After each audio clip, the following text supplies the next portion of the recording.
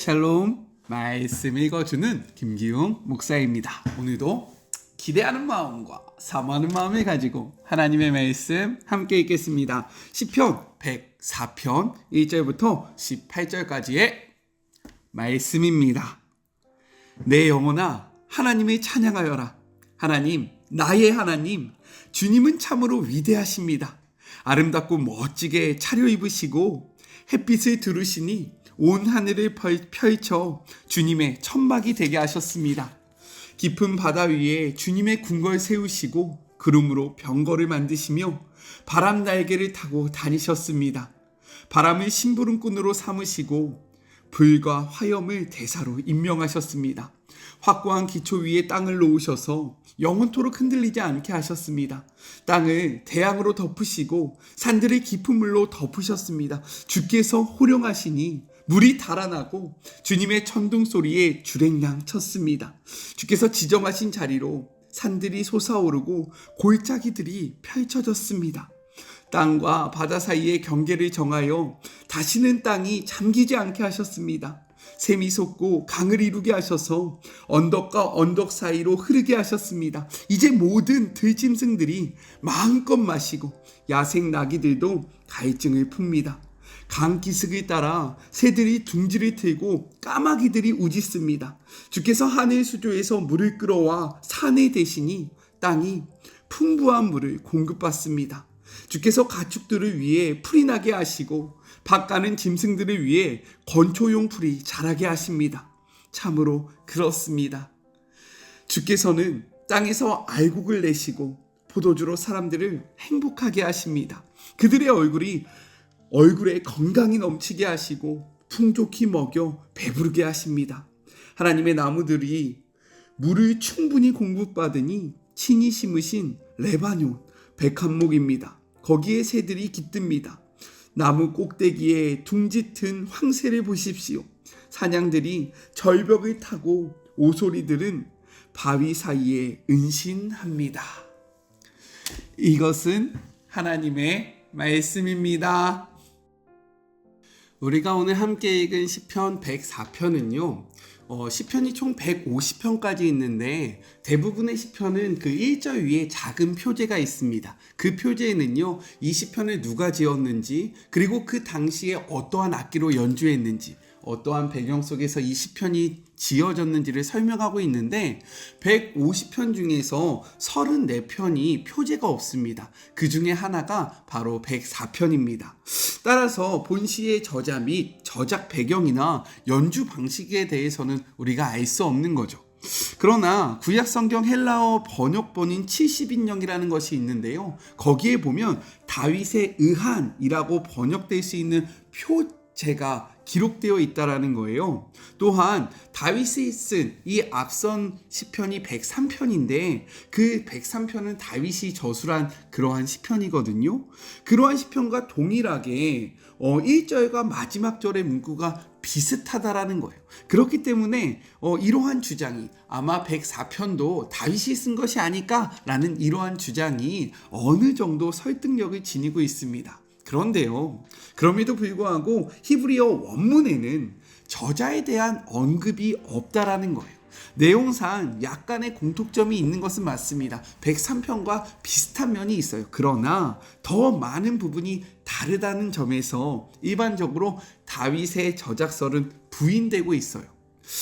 따라서 104편은요, 익명의 저자, 누가 쓴지는 모릅니다. 그러나 이러한 익명의 저자가 하나님의 창조와 보존을 찬양하는 감사 예배시로서 이 시편이 기록되어 있다라고 생각하면 충분히 될 것 같습니다. 그리고 나중에 하나님 나라 갔을 때 하나님 혹시 시편 104편은 누가 지었나요? 라고 우리 함께 물어봐요. 저도 매우 궁금하거든요. 네, 같이 물어봅시다. 아셨죠?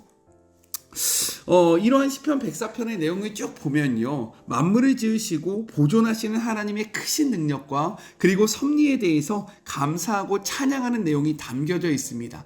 그렇기 때문에 일부 학자들은요, 천지 창조의 순서와 연관해서 이것을 설명하기도 해요. 이게 딱 들어맞지는 않는데 대략적으로 이렇게 정리해 볼 수 있습니다. 제가 열심히 표를 한번 만들어서 정리해 봤거든요. 같이 한번 나눠볼까요? 자, 짠!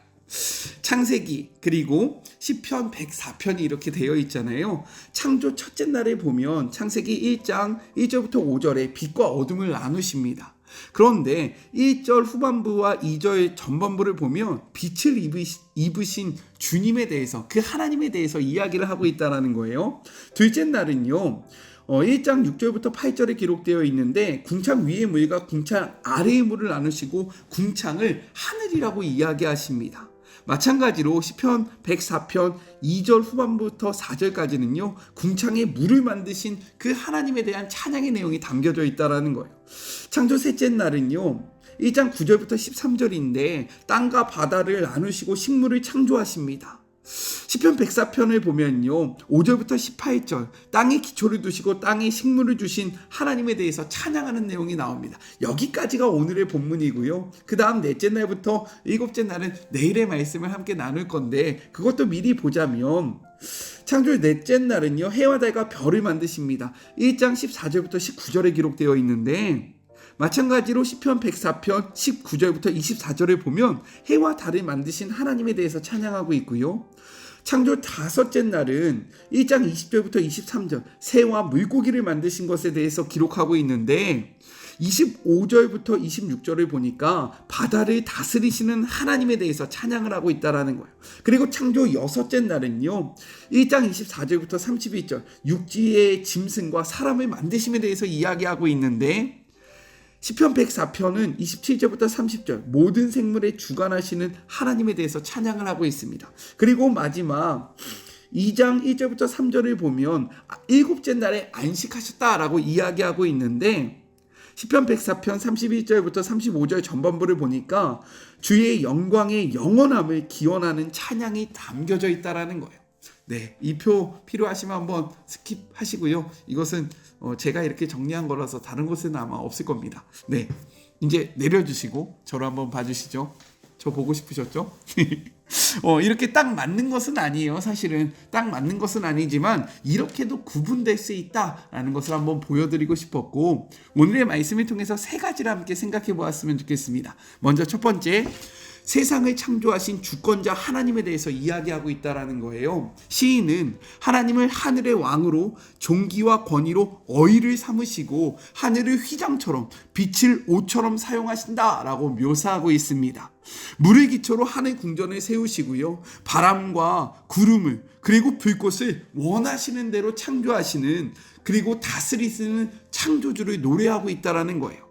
하늘 위의 모든 권세가 그 앞에 복종하는 모습을 비유적으로 표현하고 있는데요. 중요한 것은 무엇이냐? 우리가 믿는 하나님이 바로 이렇게 세상을 창조하신 주권자이신 하나님이라는 것을 우리는 기억해야 한다는 겁니다. 우리는 이것을 잊어서는 안 돼요. 우리가 누구를 믿고 있고 우리가 누구를 아버지라 부르며 우리가 누구의 자녀인가를 우리는 잊어서는 안 됩니다. 마치 이런 거죠. 제가 삼성 지금은 돌아가셨지만 이건희 회장의 아들이라고 한번 생각해 보세요. 그런데 제가 이것을 잊으면 그 아들로서의 권위를 사용할 수 있겠습니까? 사용할 수 없는 거죠. 나의 아버지가 삼성의 오너인데 나는 그것을 누리지 못하고 살아갈 수 있습니다. 하지만 내가 이것을 바르게 알고 있으면 어디 가나 나는 능력 있는 삶을 살 수 있지 않겠습니까? 마찬가지입니다. 우리 하나님이 어떠한 분인지를 바르게 알 때에 그분의 자녀로서 우리는요, 이 세상에서 당당하게 살아갈 수 있다는 거예요. 우리 하나님은요, 이 땅을 창조하시고 이 땅의 주권자 되시는 전능하신 하나님이라는 것을 잊지 아니하시는 우리 모두가 되었으면 좋겠고, 그런 하나님을 우리의 아버지로 두셨으니까 우리가 왜 주눅듭니까? 왜 낭망합니까? 왜 좌절합니까? 다시금 용기를 얻으시는 하루가 되시길 주님의 이름으로 축복합니다. 둘째, 혼돈을 다스리시는 권능의 하나님에 대해서 이야기를 합니다. 하나님은요, 땅에도 영원히 흔들리지 않는 기초를 놓으신다라는 거죠. 세상을 덮었던 홍동의 세력인 물의 경계를 정하세요. 그리고 그 경계를 넘어서지 못하게 하십니다. 하나님의 말씀으로 인해서 물은요, 이제 정해진 길로만 다니고 있으라 한 곳에만 있을 수밖에 없게 되었다라는 거예요. 혼돈과 무질서의 세상을 조화와 질서 있는 곳으로 창조하신 하나님의 말씀의 권능을 은유적으로 나타내고 있는 것입니다. 지금도요, 악의 세력은 우리의 삶에 끊임없는 혼란을 야기시키고 있다는 거예요. 하지만 걱정할 필요가 없는 거죠. 왜입니까? 혼돈을 다스리시는 권능의 하나님, 그분이 바로 우리의 아버지가 되셔서 우리의 삶의 혼돈을 다스려 주실 것이기 때문이라는 거예요.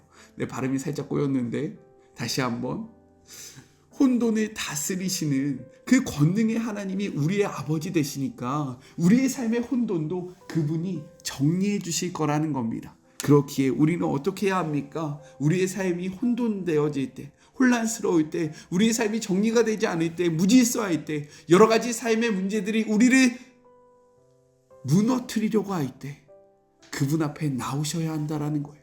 그분 앞에 나와 기도할 때에 하나님은 그 모든 거의 질서와 이 혼돈을 정리해 주실 겁니다. 그럴 때 우리는 자유함을 누릴 수 있게 되는 거예요. 혼란의 때에, 혼돈의 때에 내가 이것을 어떻게 정리하려고 혼자 발버둥 치면서 노력하는 것이 아니라 혼돈의 주관자 되시고 이것을 다스리시고 질서를 잡으시는 그분 앞에 나와 우리의 삶을 내어드림으로써 흐트러졌던 우리의 삶에 다시 한번 방향성을 찾으시고 질서를 세우시는 우리 사랑하는 마리모 가족들이 되었으면 너무나도 좋겠습니다. 우리 그렇게 해봅시다. 아셨죠? 어려울 때일수록 더욱더 말씀을 붙잡는 우리 모두가 되었으면 좋겠어요. 마지막, 셋째, 생명을 보호하시는 사랑의 하나님에 대해서 이야기하고 있습니다. 혼돈의 주체였던 물이 하나님이 정해서 놓으신 경계 안에 있으니까요. 어떻게 됩니까? 골짜기의 샘물이 되어 들짐승과 들락이 많은 새의 원기를 북돋아 주고요. 하늘에서 내리는 비는 만물을 소생시키는 그러한 생명으로 변화되었다라는 거예요. 가축에게는 풀을, 사람에게는 채소와 기름과 양식을 주시고 흡족한 물로 새들이 깃들 나무를 기르시고요. 높은 산에는 사냥을, 너구리는 바위 틈에 숨게 하시고 보호하신다라는 겁니다. 이렇게 하나님은 작은 피조물의 생물까지도 귀히 여기시며 사랑으로 돌보신다라는 거예요. 하나님이 우리의 삶을 이렇게 지키시고 계십니다. 아멘이시죠? 하나님은 우리를 못 본 채 하시지 않으신다라는 거예요. 지금도 우리의 삶에 관심을 가지시고 우리를 생명으로 초청하고 계신다라고 이야기하고 있는 거죠. 또한 우리는 이 말씀을 기억하며 이러한 아버지의 마음을 닮아가야 한다라는 거예요. 작은 생명도 소홀히 여기지 아니하시고 그 생명을 돌보시는 하나님의 마음을 품어서요, 우리도 그러한 삶을 살아가는 주의 모든 자녀들이 되었으면 좋겠습니다. 우리 같이 기도할까요? 사랑의 하나님, 감사합니다. 때로 우리는요, 우리가 믿는 하나님이 어떠한 하나님인지, 내가 아버지라 부르는 분이 어떠한 분인지를 잊고 살아갈 때가 있습니다. 그러나 이것을 바로 할 때에 우리의 삶은 달라질 수 있다는 것을 기억하게 하여 주시고, 하나님, 우리가 믿는 하나님이 천지를 창조하신 능력의 하나님, 혼돈을 정리하시는 권능의 하나님, 그리고 만물을 소생시키시며 작은 생명도 사랑으로 돌보시는 사랑의 하나님이라는 것을 잊지 아니하며 이 하나님이 우리의 아버지라는 것을 기억함으로 세상 속에서 힘있게 살아가는 주의 모든 자녀들 되게 하여 주시옵소서.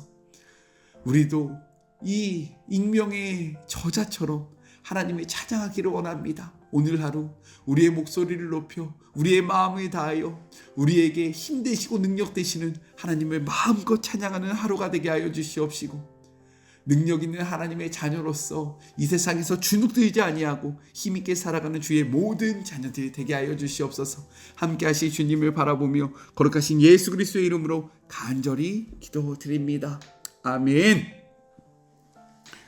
우리가 믿는 하나님이 누구신지 바르게 깨달을 때 우리는 권능을 받을 수 있습니다. 우리가 믿는 하나님이 어떠한 하나님인지 말씀으로 바르게 깨닫는, 그래서 능력 있는 삶을 살아가는 우리 모두가 되었으면 좋겠어요. 특별히 오늘 저는 제가 나왔던 성결대학교 대학원 후배들과 그들이 1년에 2번 영성훈련이라는 것을 하거든요. 하루 종일 예배하고 또 찬양하고 기도하는 그러한 시간인데, 제가 그런 목회적 부분의 포럼의 그 주최자로 가게 됩니다. 목회를 어떻게 해야 할지 궁금해하는 후배들과 목회에 대해서 이야기를 하고 또 앞길이 보이지 않고 고민하고 있는 그들에게 저의 그러한 사역과 삶이 하나의 샘플이 되고 모델이 될 수 있고 또 서로의 마음을 나눌 수 있는 그런 복된 시간이 될 수 있도록 함께 중보해 주시면 너무나도 감사하겠습니다. 네, 잘 다녀올게요. 사랑하고 주님의 이름으로 축복하면서 오늘 하루도 힘내세요. 우리 내일 만나요. 안녕. 오늘도 수고하셨습니다. 네, 오늘 이 시간을 위해서 함께 기도해 주세요. 감사합니다.